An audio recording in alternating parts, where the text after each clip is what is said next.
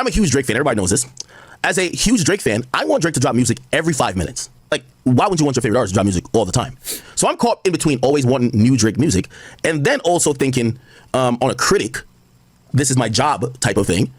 Okay, do I want him to maybe not necessarily just give us 3 songs every 2 weeks? Or maybe he should, I don't know, craft an EP. Like, right, you're clearly locked in the studio. It's clear that you're still making music. Maybe curate a project, not just, use us as A&Rs. So that's what I think on the on my critique end. But as a fan, of course I want the song. Like, shit, if I had these songs, like, say Drake would send me, he doesn't, but say he would send, say I was one of those people who just send me like songs he didn't drop. Nigga, this would be burning a hole in my hand because these songs are hot. But I think we also look at him as he's always been have a high batting average that we don't look at him with all due respect, and this is my guy, I love him, so I'm not dissing him, and this is not a diss. He's not Young Boy, right? He's not, I'm just gonna drop a bunch of music, let's see what happens, right? He's also not Future. I'm gonna drop a bunch of shit, one gonna hit, even though Future's amazing, we know that. He's usually more of a, when I pop out, it's it. So the question is, why this sudden change? Akademiks, you're proving our point. Well, you're proving my point. Why all of a sudden he's doing this method that he never done before? Ask yourself that, Akademiks. Why now?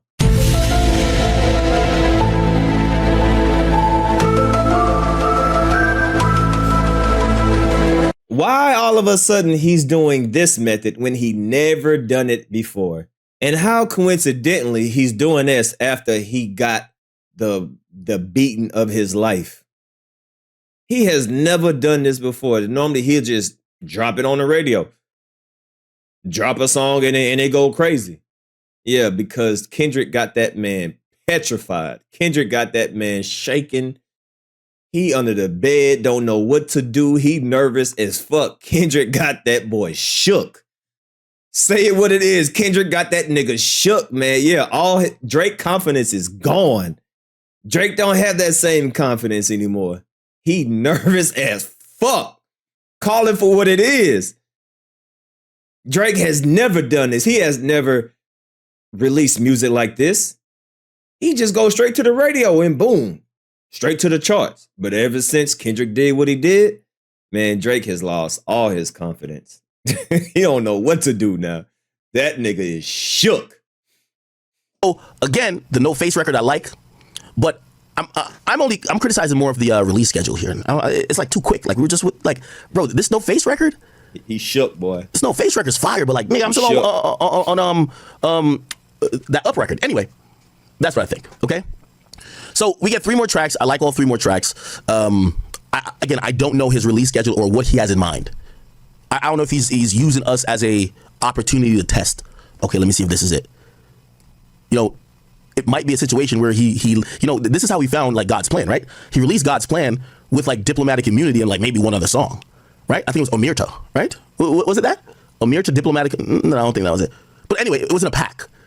So anyway, I don't know his release schedule. As a fan, I'm happy to get new music by him. I'm glad he's back talking his shit. Shook, Super Soak is a joint that I think he could push. But I do think, I worry about him not getting back into the groove of, bro, Super Soak is a record you could push, and that shit is going to last for a couple of months.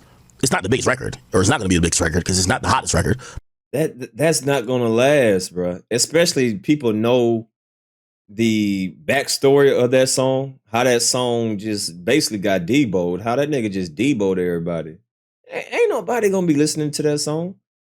None of these songs have replay value, in my opinion. But it's definitely a hit.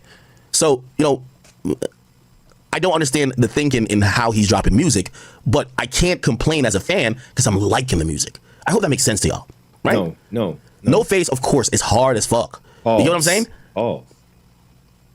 Play No Face again? No, please don't. All right, let's run it back one more time. No, I'm skipping this. Hell, let's run it. You gotta keep running as much as we can before we can't play it on YouTube no more. No, Torture. I've seen this skipping it. battle with. No. Right? But for whatever reason, he didn't want to put it out, or he didn't care to like up the urgency 3 years ago. Now he wants to put it out now. So, I think we might be in the era of Drake just, giving us these records.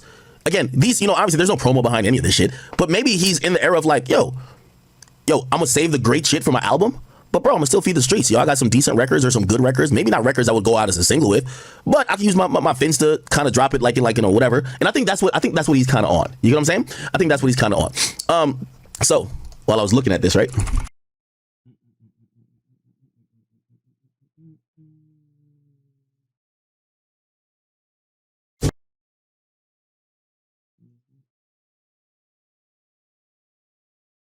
Act doing what he doing best. Act doing what he doing best. Act Man! No need to fear. Act Man is here.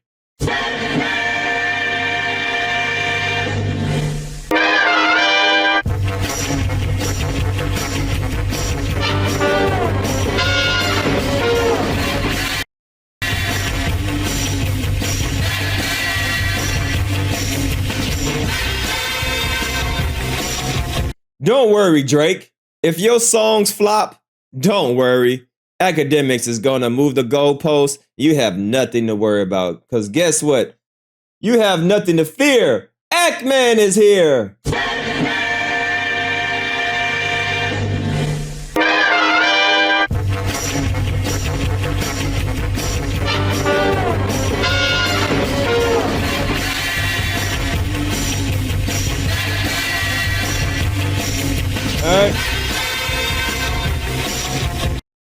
This is why Act get paid the big bucks right here. All right. No matter what happens, you're going to stand by this.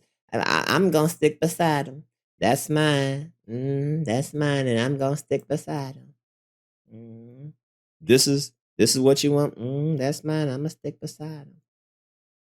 I'm going to stick beside him. Yep. That's my BBL jersey. This is your man. Yes. Look at the screen. That's mine. And that's what you're going to settle for. I'm gonna stick beside him. I'm gonna stick beside my BBL jersey. That's mine. Yep. We know one thing, that Akademiks is gonna stick beside him. New York, New Jersey. Yeah, man, I'm ready. Look. New York City, I can tell the people want it. Yeah, I said that. Hey, that would be funny as hell. I hope Kendrick drops on Drake's birthday. When is Drake's birthday? When is Drake's birthday? October 24th. That would be, damn, October. Hell no, that's too long, man. Damn, so we gotta wait another month. Yeah, we gotta wait another month, huh? Shit, I don't want to wait another month. But that would be funny if Kendrick is purposely going to drop on his birthday. That would be funny. But appreciate that $2. But one thing we know about Akademiks is he gonna stand beside his BBL jersey. Ain't that right, Akademiks? This is your man. Yes. Look at the screen. That's mine.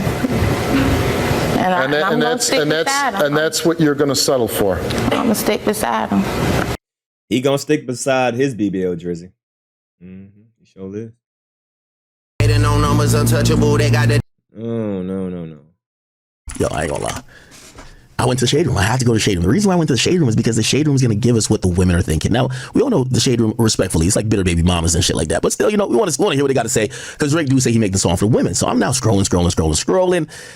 And let's read some of these comments. He said, man dropped 15 tracks, nothing shake. Damn, that Kendrick effect is serious. Now, this is a guy here talking, but he's basically saying that Drake has dropped a bunch of tracks since the battle with Kendrick.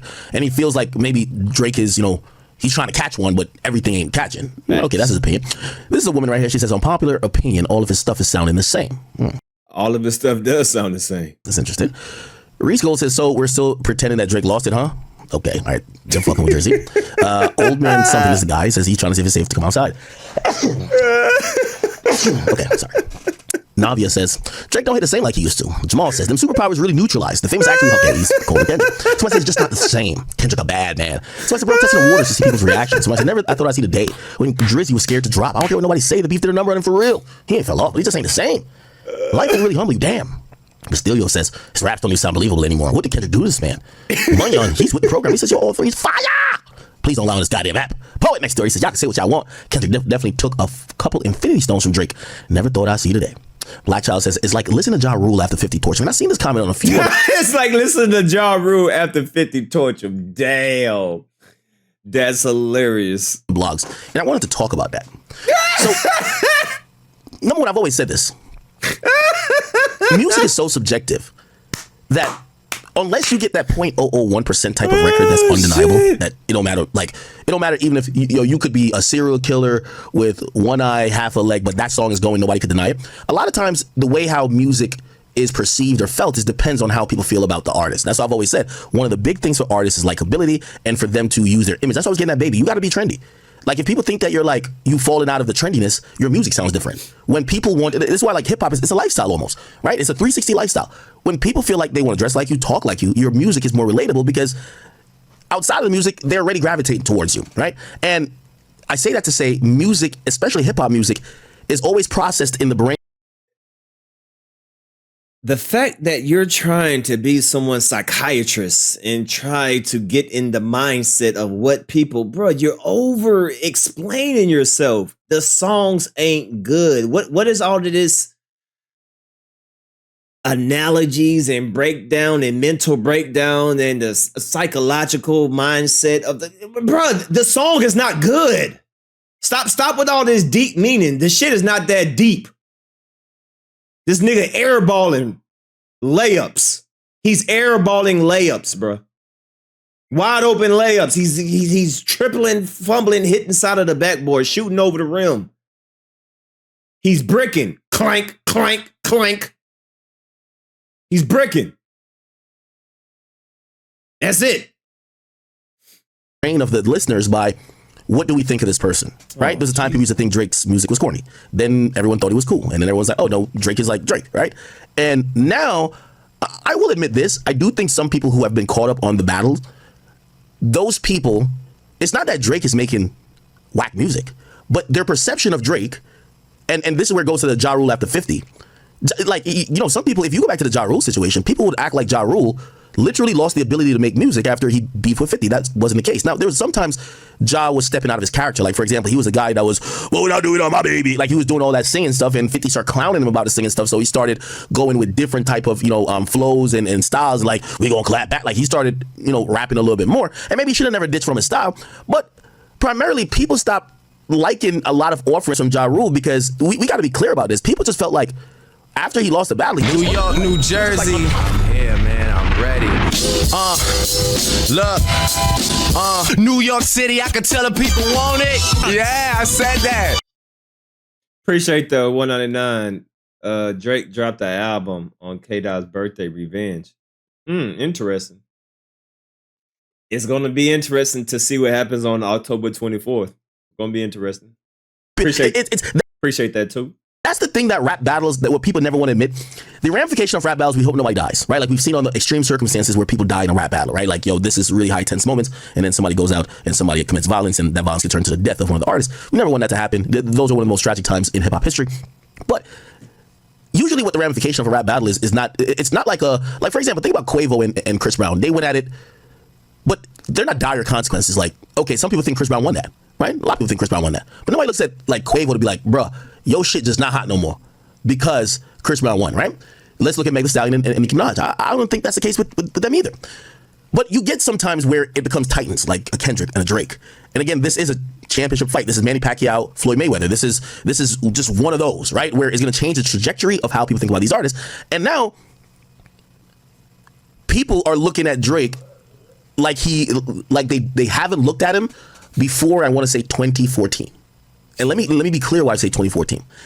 If I map out Drake's career has the we think he's corny era, he's soft and sensitive era, and then it goes into but he makes songs for the bitches and he's in the clubs to the point where I won't say he's cool, but people are like, bruh, he locked in with all the cool niggas. He cool. You get what I'm saying? That's after about 2014 when he locks in with Future for real. If we really want to be honest with the timeline, from 2014, now Drake is like the guy, right? And when I mean the guy is like, So you talking about when he ran to Atlanta for a check balance? Okay.